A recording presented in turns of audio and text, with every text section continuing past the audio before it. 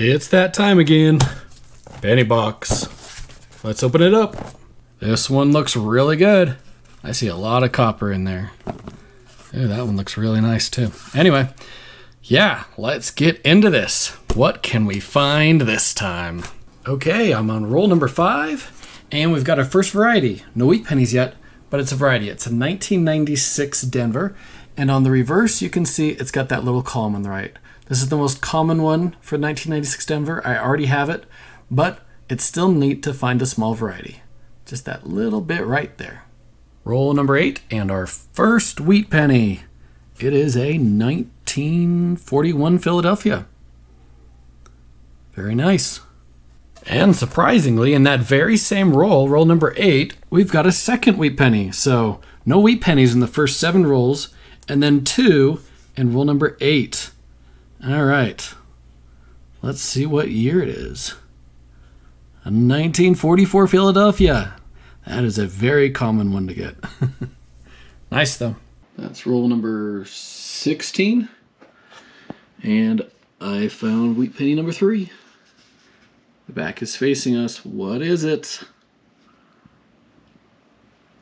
57 Denver. Almost at the end. But hey, it's a wheat penny. I've got something here. It caught my eye.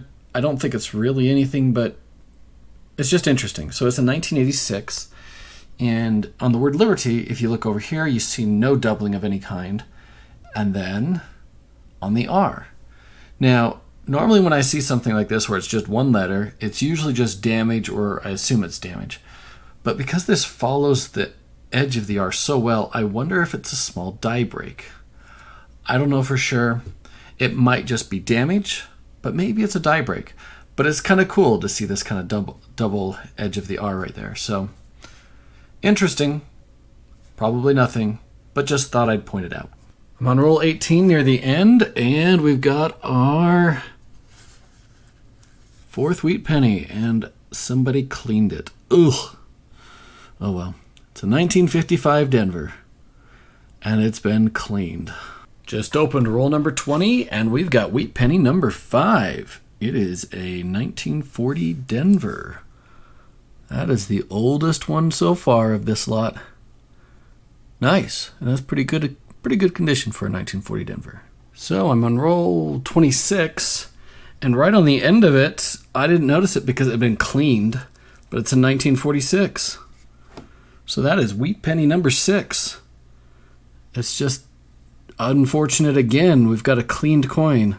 Somebody likes to clean their coins. How unfortunate. Okay, we're on roll 33, and we got another wheat penny. This is wheat penny number 7, and it looks pretty worn, so maybe an older one. Let's find out. No, just a really worn 1952 Denver. Oh well, it's another wheat penny. I think we've got a pretty cool coin here. It's a 1985, and I think it's a lamination error.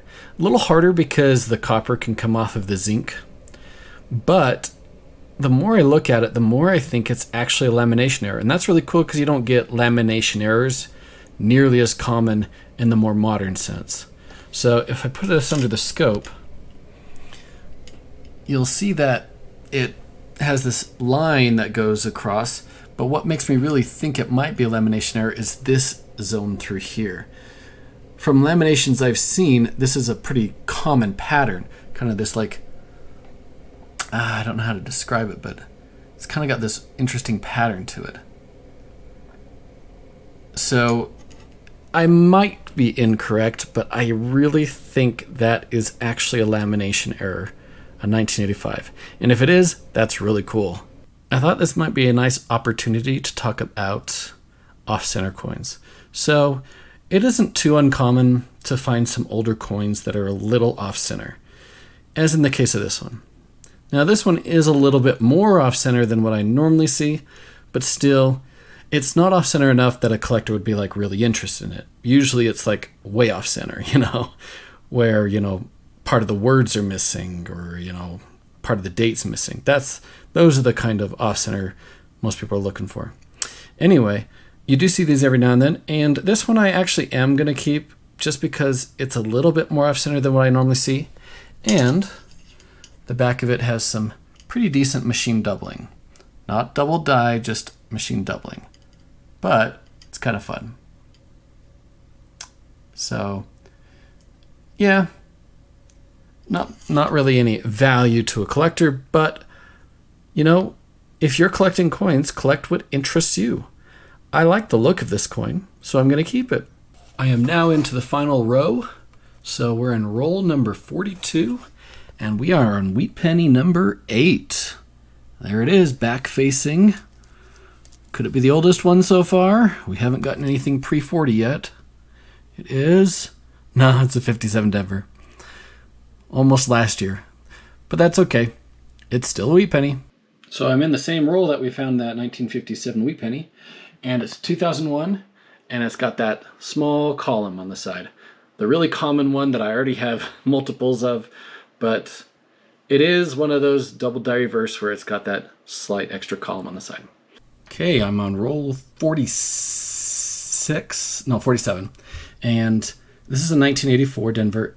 I don't think it's anything, but I wanted to bring you in because it's interesting, and this is something that people might confuse.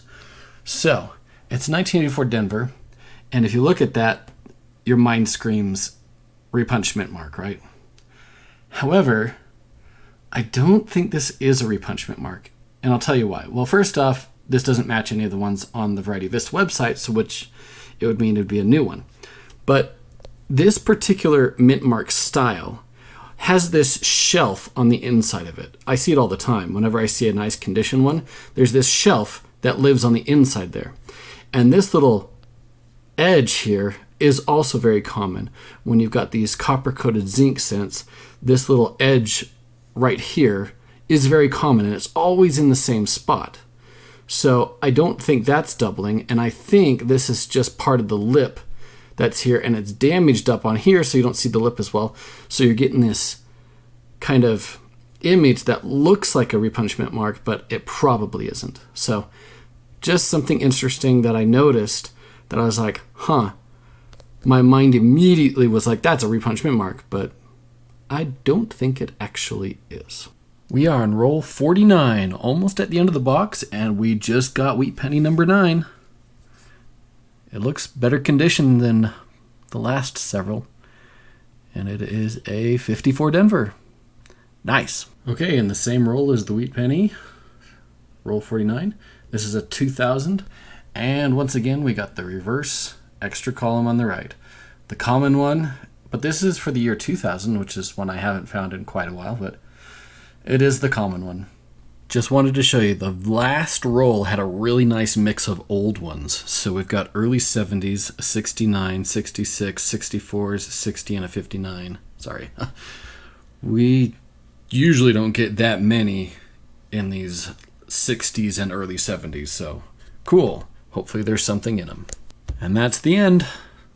So we ended up with 9 Wheat Pennies, some varieties and interesting things. Overall, a really good box and some higher quality 60s and 70s. I hope you enjoyed. Until next time, happy coin roll hunting.